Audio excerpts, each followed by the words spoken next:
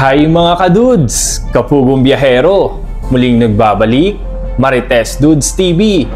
Kung bago ka lang sa channel na to, baka naman po pwede makahingi ng isang subscribe dyan, please. Aasahan ko yan.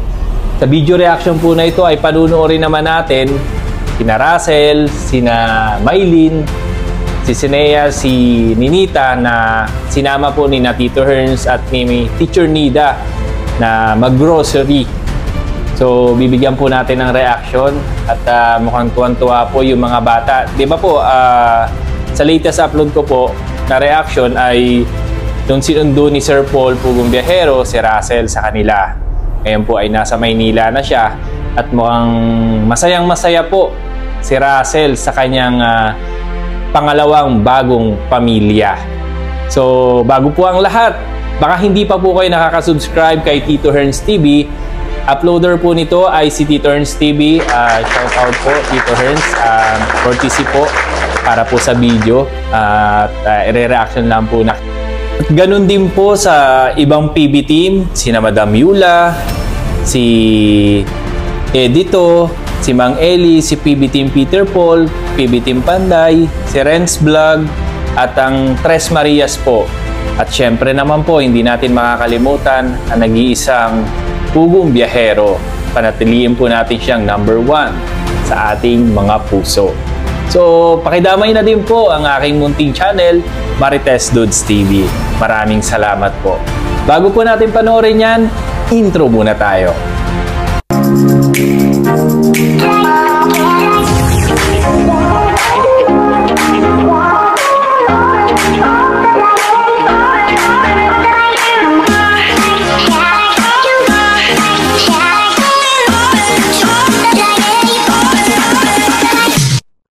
So, yun na nga po, hindi na natin patatagalin pa at simulan na po natin ang panonood at pagbibigay ng reaksyon. Samahan niyo po ako.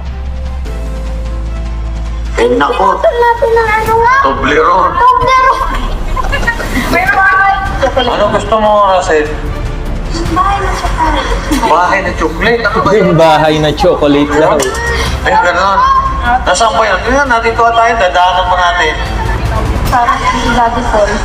Bahay na chocolate. Ayan. Toblerone. Ito yun! Malit lang ito! Ayan po, subscribe po natin, Tito Herns TV. Isa po sa mga nagagabay po sa Four Marias na ngayon. Ayan po. Ito kami na naman sa supermarket. Pilipo daw sila ngayon. Saya nung apat.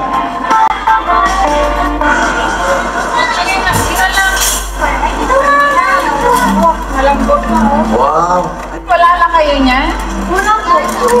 Magkano ito? Parehas lang naman ata. Mara naman doon, buy one take one. Wow, sanay na si Russell pili ah. Ayun naman. Alam talaga ni Russell, no? Hindi siya nahiya talaga sa camera eh. Eh, yan pa. Mano siya mag-project sa camera. Canola daw, canola. Ito na lang. Kasi may nadagdagan. Babayaran ko na po ang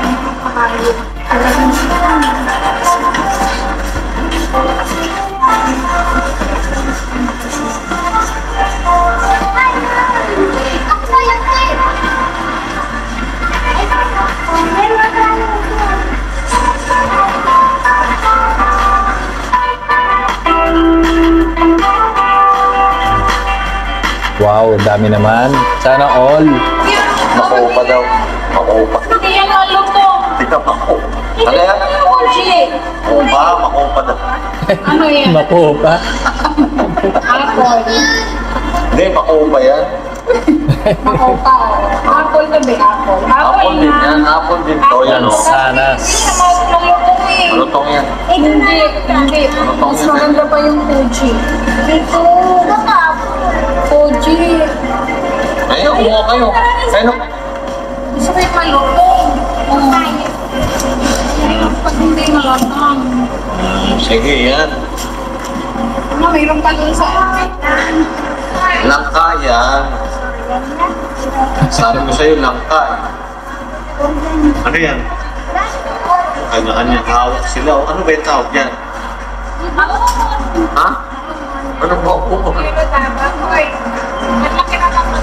Pomelo.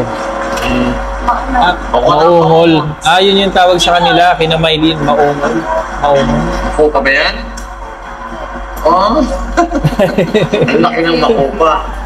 Ang laki naman ng makupa natin. Ganyan kalaki makupa sa inyo? Hindi, apple yan. Makupa sa ano? Sa Apple. Bakit ano bang kulay ang apple doon sa inyo? apple ko lang doon sa Ay, bakit nasabi mong makupa yan? Hindi, makupa, apple yan. Ay, ito kay Maylin sa kinuha, ano yan? Ha? Sige, Bagungon. Ano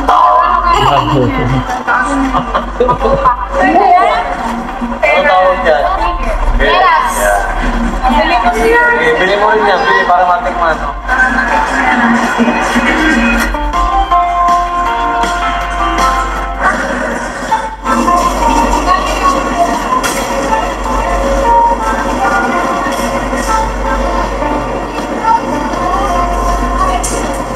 Diba kaya hindi rin nalulungkot si Russell dahil kasama niya si Ninita, si Maylin, at ang nabait na anak po ni Tito Hern, si Sinea. Tama, titikman mo. Titikman mo para maalaman mo kung masarap o hindi. Sanay na kasi sila dyan sa mga ganyang pagkain. Yogurt.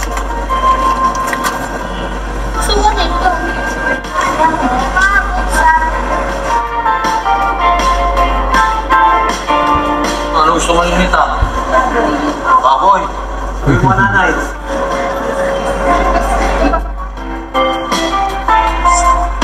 Sumakay na si Sinea.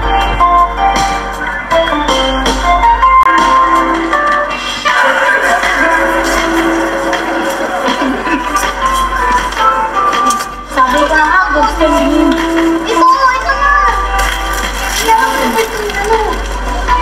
Ito na.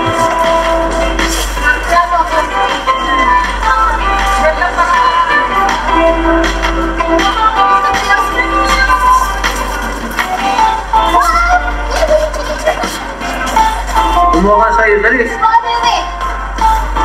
O ka na sa'yo, walang gusto mo. Kasi sino Maylin, sanay na magkuha-kuha yan. Ikaw, anong kukuhanin mo? Pili ka.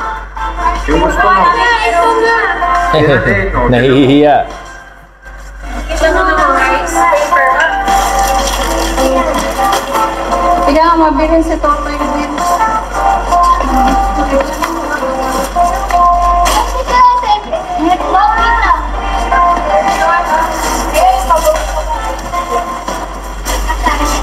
Oh, dami, puno na. Wala na akong ibayad dyan. Gusto mo kaya? Malamang wala na akong ibayad.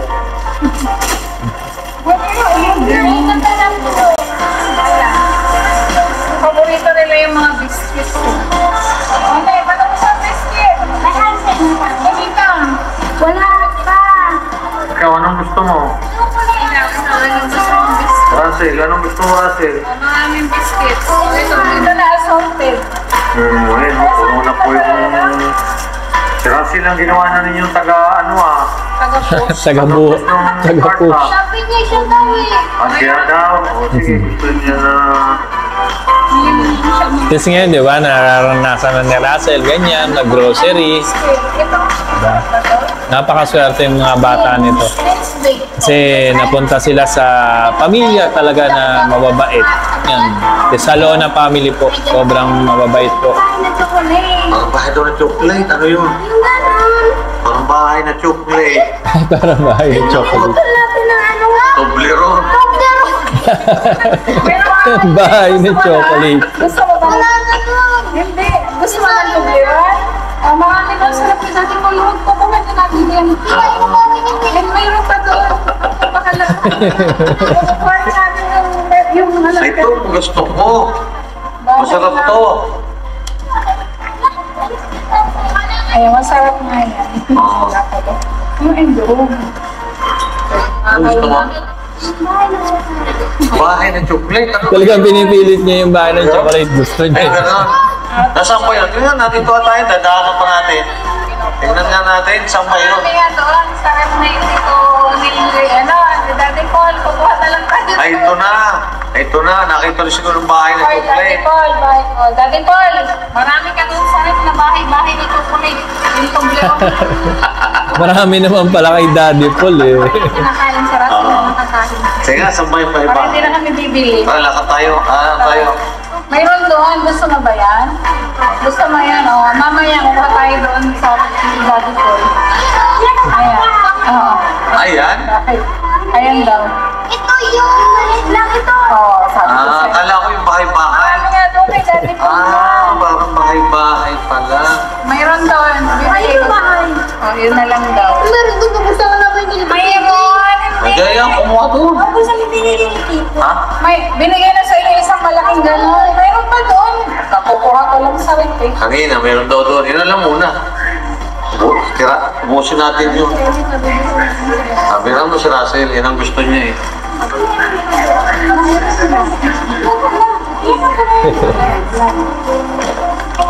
Spoiled agad. Hindi. Hindi lang ko si Russell nito. Doon sa ano ni Daddy Paul, mayroon chocolate. Wow. Ito din. Ito, bakit lupang?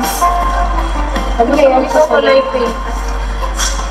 Ay, bibigyan Ano lasin niya? Bago yan ah. for you, Russell. Kasi sila palagi yan may chocolate. Pero mayroon pa doon chocolate. Ayan. Daddy Paul, gusto pala dito itong bahay-bahay. Bahay-bahay. Yan, may bahay na ng chocolate si Russell.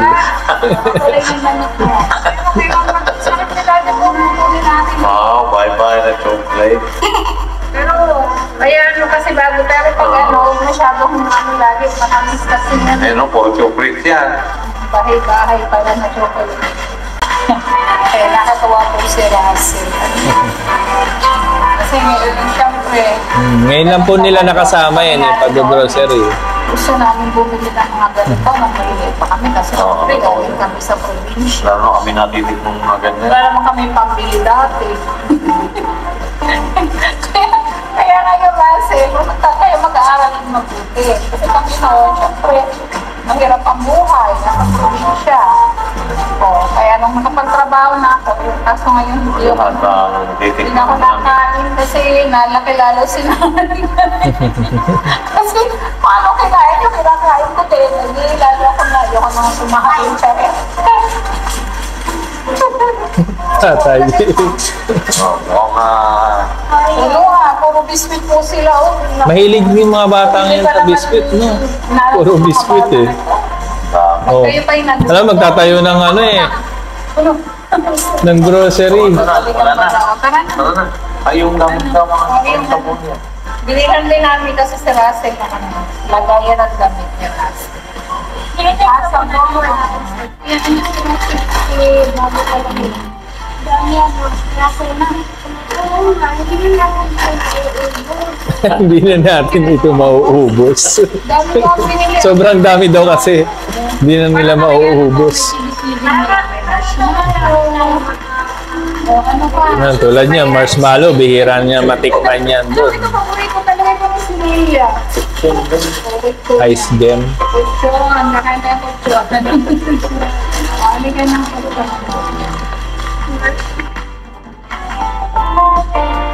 Ay, kunin mo na.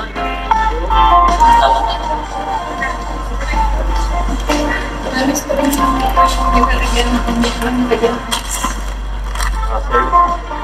Rascal naman yun. Alam ko pangalan ko. Alam ko pangalan ko sila. Kanta si Nia. Loko mo si Russell.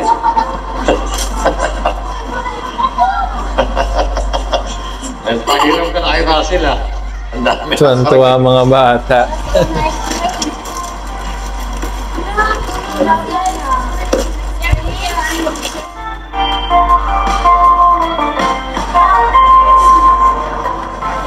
Kilala po rin na si Ma'am. Big believer eh. Diba, kahit sa magpunta, talagang kilalang kilala mga PB scholar. Isa po, may nakakakilala sa inyo. Si Russell po, bago po na matatama. Kita mo na sila. May nakakakilala. Si Ma'am Bing.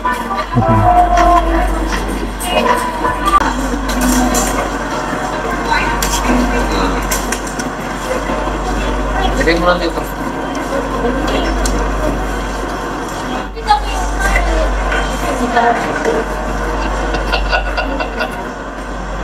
Sinilita po, iwanan na lang namin.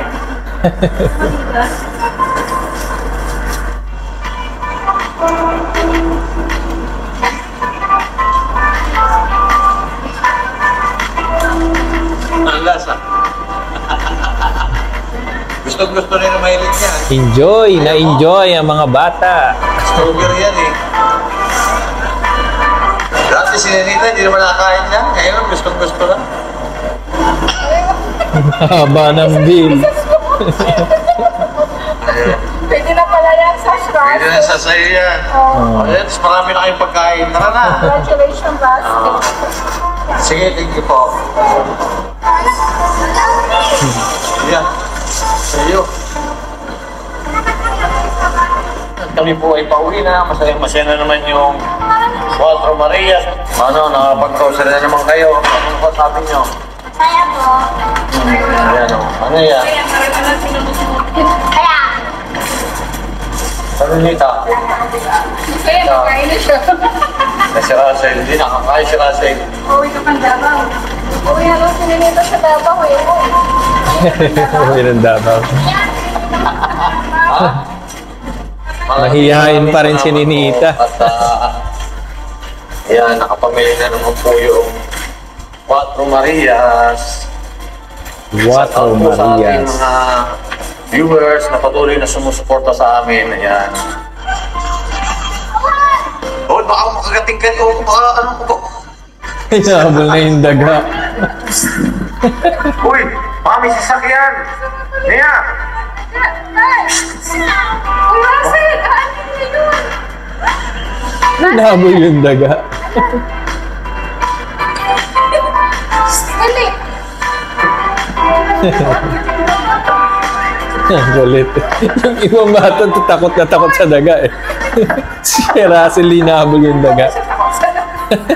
Huli pa lang doon daga. nalapo din talaga. Nalapo na. Nagtago na daw. Ninita, alam mo kung sumama ka sa mga puti, ikaw yung pinakamaganda. Tingnan mo, kaya itsura mo. Gal Gadot yan. Ayan, masaya-masaya po yung Cuatro Marias dahil sinama po sila ni Tito Herns TV at Teacher Nida sa grocery. At first time po ni Russell, yan, makapamili sa ganyang store po. So, tuwang-tuwa po si Russell at maraming salamat po sa kina Tito Herns TV at Teacher Nida dahil talaga namang spoiled ang Cuatro Marias ng Pugong Biyahero Scholar. Ayan. So, talaga naman pong makikita natin bilang mga viewers na, mga charity viewers dyan na patuloy na nagsusubaybay kay Sir Paul Pugong Biyahero na nakikita natin na talaga namang nasa mabuting kalagayan ang mga Pugong Biyahero Scholar na nakatira kina Tito Herns TV at Teacher Nida.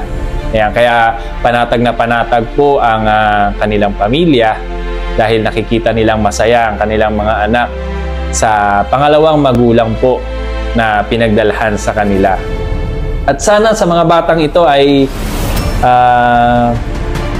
pag-igihan nila yung kanilang pag-aaral at sana matupad nila yung kanilang mga pangarap sa buhay dahil malaking naging sakripisyo po nila, di ba? Nalayo sa pamilya dahil nga po ay kailangan para makapag-aaral. But in return naman po pag nakatapos naman yan, talaga naman makakatulong po sila sa kanilang mga pamilya at may pagmamalaki sila ng kanilang mga tribo sa kanya-kanyang lugar doon po sa Davao. So muli po, wag po natin kalimutang mag-subscribe kay Tito Herns TV, sa Tres Marias po, at lalong-lalo na po kay Sir Paul Pugong Biyahero. So paano? Ito po si Marites Dudes TV ang magmamarites po sa inyo ng mga kaganapan. Can't believe we found something